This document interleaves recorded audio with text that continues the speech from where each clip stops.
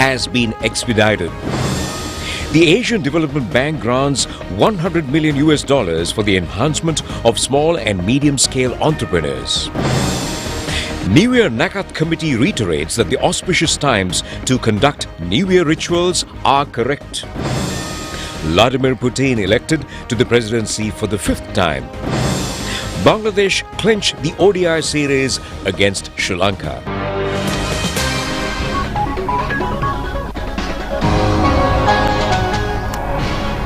Well, moving on to the stories in detail, health authorities warn that exposing yourself to the prevailing excessive heat directly may cause danger of getting heat strokes. Meanwhile, the Ministry of Education has decided to temporarily suspend the school's sports meets or activities and other outdoor training activities as well. Exposing to this excessive heat is vulnerable for infants, elderly people and patients suffering from chronic diseases. Sri Lanka Medical Association revealed these facts at a media briefing held in Colombo today. President of the Sri Lanka Medical Council, consultant Dr. Ananda Vijay Vikrama said that this can be increased from a rash condition of the skin to a serious level of heat strokes. The excessive heat may disrupt the body control system. Symptoms of this condition are loss of memory, unconsciousness and a serious health failures. If such symptoms are visible, the patient should be immediately hospitalized and given emergency treatments. Doctors point out that it is essential to consume liquids, and soft drinks with high sugar are not suitable to consume. Children between 4 to 8 years should be given at least 1 liter of water. Children between 8 to 12 years should drink over 1.5 liters of water per day. Children over 12 years and elders must drink over 2 liters of water per day. The doctors also point out that the elders and parents should focus attention on clothes clad by school children and infants. Consultant pediatrician Dr. Surantha Pereira said that belts and ties should be kept rather loosened. Black and dark colored clothes are not suitable during the daytime. Pure drinking water should be available for school children. It is possible to hold school sports meet amidst this excessive heat condition. The consultant pediatrician said that sporting events can be conducted under some guidance in the morning. However, teachers, principals and zonal educational officials should take the responsibility in such events. Minister of Education එවැගේම ගුරුවරුත් විදුහල්පතිතුමත් කලාප අධ්‍යාපන කාර්යාලත් වගකීමක් දැරිය යුතුයි. යම් දෙයක් සිදු විට අපිට ඒක ආපස්සට හරව ගන්න බැරි නිසා. Yes, the consultant pediatrician, my apologies, the Minister of Education, Dr. Susil Premajayantha, says that all school sports meets that has been already organized should be postponed. Minister of Education, Dr. Susil Premajayantha, said that the relevant circular will be issued by the ministry. At this juncture, special attention to be focused for the safety of the children. President Ranil Wickremesinghe meets with two very innovative young farmers who are utilizing cutting-edge agricultural technology, and that's part of the agricultural modernization project today at the Presidential Secretariat. Well, one of them, named Bandula Munasinghe, hails from Puliyankulam village in Therappane, Anuradhapura. He earns an impressive income of 12 million rupees in 9 months from cultivating half an acre of chili. The other farmer, Buddhika Sudarshana, originates from Galkulama and achieved a noteworthy income of 4 million rupees in 2 months from cultivating an acre of watermelon. Accompanied by a portion of their harvest, these young farmers met with the President to express their gratitude for his support in implementing the government's agriculture modernization program, which was enabled to them to achieve bountiful harvests.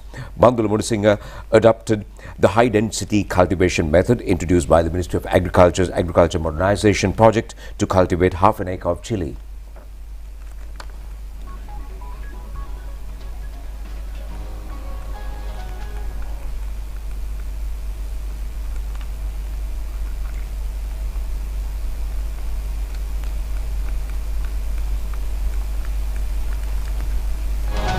Well, in the run-up to the Aurudu season, members of the Aurudu Nakat committee says that the New Year Nakat seed tour, or the auspicious times to achieve New Year rituals and observe them prepared by them, is correct. They held a media briefing at the government Information Department auditorium to enlighten the public on this matter.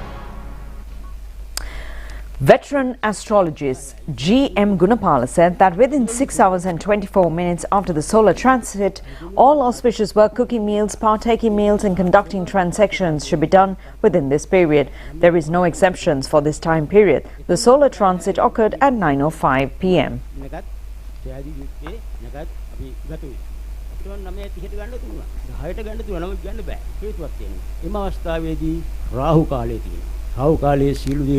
අසුභයි. ඊට පස්සේ තියෙන්නේ අඟහරු හෝරාව. අඟහරු හෝරාව කිසිදු සත් කාර්යයට ගන්න නැහැ. අපි අරන් තියෙන්නේ රවි හෝරාව ගන්නවා වගේම රවි උච්චව සිටින අවස්ථාව නිසා ඒ රවි හෝරාව හැම පැත්තෙම බලවත් ඒකම සාර්ථකයි. Veteran astrologist Anand Senaviratna said that some elements constantly criticize the New Year auspicious times in each year. The list of auspicious times have been prepared under the guidance of veteran astrologists of the Nakat committee. Therefore, people should trust these auspicious times and conduct the New Year rituals with confidence. Veteran astrologist A.K.U. Sarachandra said that not only this year, usually many years, New Year auspicious times had fallen in the night. After 10 p.m, it is the time of deities of divine time. The Nakat committee has selected the best time period for the New Year rituals. It is not possible to postpone them into the following day. පහුවදාට ගන්න බෑ මේක. උදේ 6න් පස්සේ කොහොමදවත් ගන්න බෑ. උදේ 6න් පස්සේ තියෙන මේෂ ලග්නේ. ලග්නාධිපතිය පිටා වෙලා කිසිම තත්කාලයක් හදන්නේ නැහැ අපි. දැන් වෙලාවක් ගන්න පුළුවන් නම් මේ කට්ටිය මේලාට හදලා මේක. තාම ගත්තේ නැහැ. අපි කියපු දේ ඊටාම හොඳින් කියලා. Veteran astrologist Prashant Malavige said that we as the State Nagat Committee prepared these auspicious times using the best possible strategies. These auspicious activities should be taken when the sun arrived at the constellation of Aries.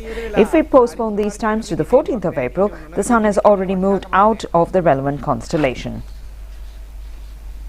Well, the debate on the no-confidence motion against Speaker Mahinda Abeyewardene will commence tomorrow. The relevant vote will be taking place on the 20th of this month. The no-confidence motion has been filed by the Samagi Jana Balawege under the charge of violating constitution in passing the online safety bill. The opposition parliamentarians handed over the motion on the 5th of this month with signatories of 44 parliamentarians. The relevant debate will commence from 9:30 a.m. tomorrow. The voting is scheduled to be held at 4:30 p.m. on the following day. After the voting, Speaker Mahinda Abeyewardene, it was raised during the past struggle season. Meanwhile, the matter was discussed at several media briefings held today. Russian media reports that Vladimir Putin wins a fifth term as Russian president by a landslide of 87%. Russia's Electoral Commission says that all votes have now been counted and it has published figures claiming Vladimir Putin won 87.28% of the vote. Serious opposition candidates were not allowed to stand in Russia presidential election and the poll has been slammed by the Western governments as a sham. Data from the Electoral Commission has said that Communist candidate Nikolai came second with 4.31% of the vote. Centralist Ladislav third of 3.85% and populist nationalist Leonid fourth with 3.2%. Beijing congratulated Russian President Vladimir Putin early on. China's President Xi Jinping has said the election's result fully reflects the support of the Russian people. The presidents of Iran and Belarus have called Putin's victory decisive and stunning respectively. Indian Prime Minister Narendra Modi has congratulated Putin with his message on Twitter, formerly known as Twitter, that is on X, saying that he was looking forward to boosting ties to develop their special and privileged strategic partnership. China, India, Iran and North Korea backed the result.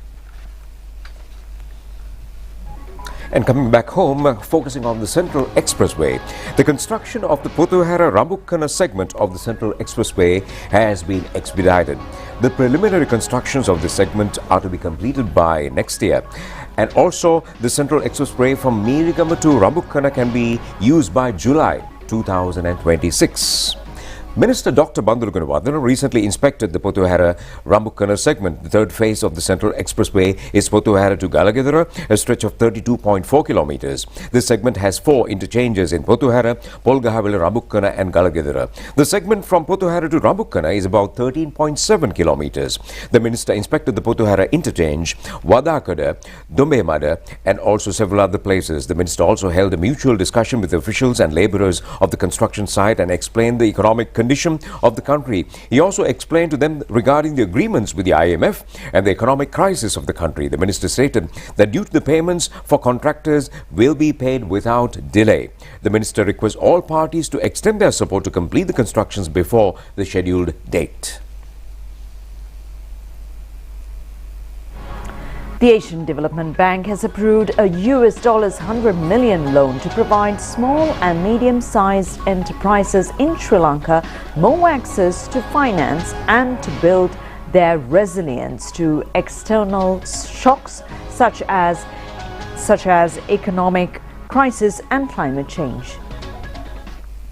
ADB, through participating financial institutions, will open a $1 million line of credit for underserviced SMEs in the export, tourism, technology, agriculture and manufacturing sectors. It will establish a $500,000 special facility to cover guarantee subsidies for women-led small and medium-sized enterprises. A gender gap assessment will be conducted with a view to improving women's access to finance. The project will be built on the government's equity contribution through the National Credit Guarantee Institution Limited, which provides partial credit guarantees on loans to SMEs.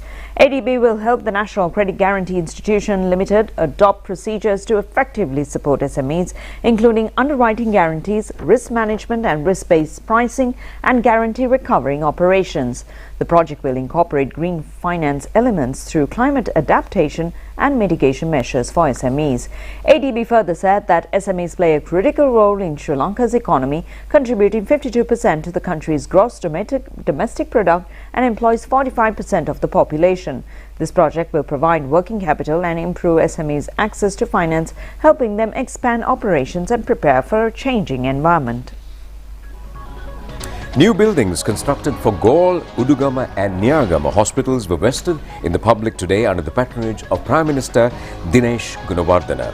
Well, the 4-storied new buildings at Udugama Base Hospital was constructed under the Southern Provincial and World Bank Health Aid Project funds. A sum of 400 million rupees was spent for this project. The new building has 3 operation theatres, an emergency treatment unit and 2 medical wards. The 3-story building constructed in Niyagama Regional Hospital premises was vested with the public today as well.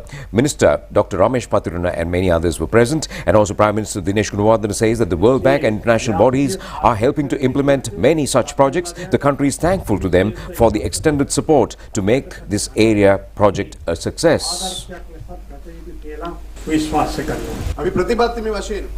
Well, Minister Dr. Ramesh Patiruna says that the government as a policy is committed to improve basic health services. The government has allocated all 22 medical health officers in the Galle district 3 million rupees each. 21 small hospitals in the district will be given 2 million rupees each. The government of Japan has agreed to provide grant assistance amounting to approximately 3.3 billion rupees under the Japanese Economic and Social Development Program, considering the requirements of diversified fields, namely marine environment, fishing, healthcare and vocational training. This grant assistance was to be given at the request of the government of Sri Lanka.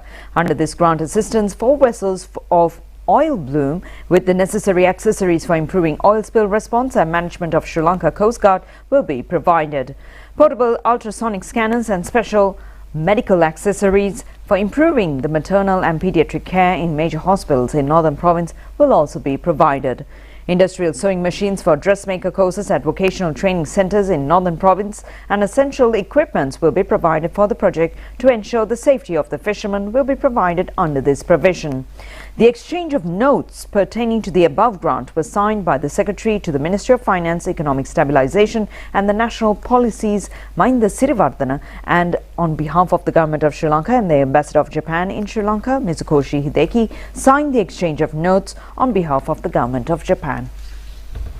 We're moving on to a news flash of the Ottawa tragedy. Funerals of the 6 Sri Lankans who were killed in Ottawa in Canada was held yesterday at the Infinity Convention Centre in Ottawa. The funeral was held under multi-religious traditions. It was organized by the Canadian Buddhist Congress. About 200 residents of the area participated in the funeral ceremony. The father of the murdered children, Dhanushka Wickramasinghe, was also injured in the assassination attempt, also participated. Mayor of Toronto and several public representatives were also present at the funeral. The Ottawa mayor says that all Canadians are with the mourners at this moment. Mother and 4 children of the same family and a friend of the family, 40-year-old Gamini Amarakon, was stabbed to death by a 90-year-old suspect on the 6th of this month. The suspect was produced before the courts, and the lawyers have focused attention on the mental health of the assassin. The case is to be heard on the 20th of this month again. His 11-year-old, a Sri Lankan international student living with Days since March 6, we have to live by, but ones that will likely take years for Dhanushka Wickramasinghe. 6 were killed in a brutal attack inside the family's home. Not only offer promises of justice for heartbroken families here. Here's more news in brief. Special vehicle checkup was held last night at Maligawat and Maradana police divisions under the Yukti operation. Our correspondent said that all buses, including long-distance service motor cars and motorcycles, were also checked during this operation. So officials of the Ratnapura Police and Kurupita Army Camp jointly conducted a special search operation in the Ratnapura town early dawn. A number of warranted criminals and persons with drugs in their possession were taken into custody during this operation. Acting Mahanayaka Thera of the Udarata Amarapura chapter, Most Venerable Yalagamu Dhammasira Thera, passed away in Japan. The Thera was the chief incumbent of several local and foreign temples and international Buddhist centers during the past period. Funeral of the late Kalakirti Vimal Wickramasuriendra was held at the Vaskadwa crematorium in Kalathura today. Wickramasuriendra has been awarded with many titles, including the Presidential Awards for his marvelous creation. State emblem, the silver door at the Parliament lobby entrance, flags in the Parliament lobby are some of his creations. Some political party activists in the Panadura electorate today joined the UMP. They obtained the party membership from the Chief Executive Director of the UMP, Shamal Senaratne. That's a look at local news. Stay with us. Foreign news is coming up next.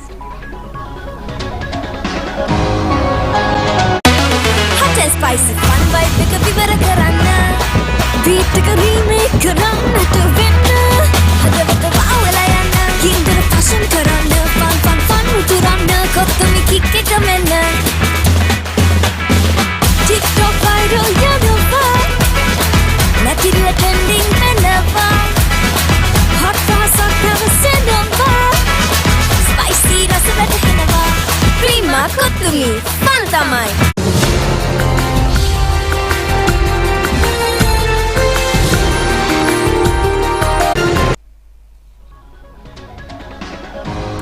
Welcome back to the news, and we take a look at foreign news now. A state of emergency has been declared in southern Iceland after another volcanic eruption of Reykjanes Peninsula, the 4th since December last year. The powerful and fast lava flows began late on Saturday, but flows have been slow and steady since yesterday morning. The Icelandic Met Office said lava reached the eastern defences around the small, mostly evacuated town of Grindavik. The IMO said lava was 200 meters from the region's water pipe. The distribution pipe is close to a geothermal plant that provides hot water for most of the Reykjanes Peninsula. The head of the Department of the Norwegian Meteorological Agency said there could be dangerous consequences if lava reaches the sea as it flows southwards. The director of Iceland's Civil Defense said all that could be done to prepare for the flow of lava have been done, and the biggest concern was the impact on infrastructure. Well, moving on to the Gaza Strip, Israel says it controls the Al-Shifa hospital in the Gaza city after launching an overnight raid. Well, hundreds of displaced Palestinians were sheltering at this hospital, as well as patients, and also Israeli military says it killed a senior Hamas figure and that Hamas was using the hospital as a base. The Hamas-run health ministry in Gaza accuses Israel of war crimes and using it as fabricated narratives. People in the hospital and wider area have been told to evacuate to a nearby humanitarian area amid reports of heavy gunfire. Thousands have already fled area since Israel began its operation in October, but the hospital has since been used as a shelter for displaced people. Israeli Defense Forces say 80 suspects were arrested in the hospital raid, including Hamas militants. It's also saying one of its own soldiers was killed in the northern Gaza Strip today. Israel's Khan Views reports that he died in the operation at the hospital. Israel authorities further say that Hamas's head of internal security operations, Faik al-Mabuk, was also killed in an exchange of gunfire during the operation. Hamas has not confirmed or acknowledged his death. Now, about 44% of migratory species across the world are in decline, while 1 in 5 faces the threat of all-out extinction, according to a news report from the United Nations, that is. The report is based on data collected by the International Union for Conservation of Nature. These species face shifting landscapes due to the urbanization, farming and climate change, among several other challenges. About 14% of migratory birds around the world are threatened, which amounts to 134 of the 960 species listed by the United Nations. The UN report says the trajectory of the fish populations is also particularly concerning. 97% of the 58 fish species monitors are threatened with extinction. They include several species of shark, ray and sawfish. The UN further says that an additional 399 species that are not currently listed in the CMS, which Convention of the Conservation of Migratory Species of Wild Animals, are also threatened or are at risk of coming under threat, which means they could also benefit from protective measures.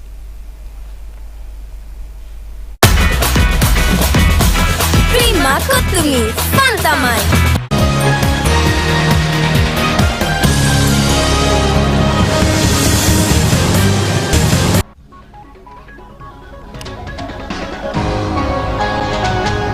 Well, moving on to sports news, not so good news for Sri Lanka. Well, Bangladesh wins the 3-match ODI series against Sri Lanka 2-1 today, claiming the victory of the final match and winning by 4 wickets. The match was played at Sahur Ahmad Chowdhury International Stadium in Chattogram. Sri Lanka won the toss and elected to bat first. Sri Lanka scored 235 runs all out in 50 overs. Janit Lianage scored 101 runs not out, recording his maiden ODI century. Charita Salanka scored 37 runs in bowling. Taskin Ahmed 6 wickets in 40.2 overs. Tanzeen Hassan scored 84 runs. Rishad Hossain scored 48 runs not out. In bowling, Lahiru Kumara claimed 4 Bangladesh wickets. The 2-match test series between the two countries will commence on the 22nd of this month. When the chips were down, he stood up and he played a brilliant knock. Prima Stella Set Yogurt. So we're going to end the news on that disappointing note. Do enjoy the rest of the programs together with Sharon. This is Clifford wishing you a good night.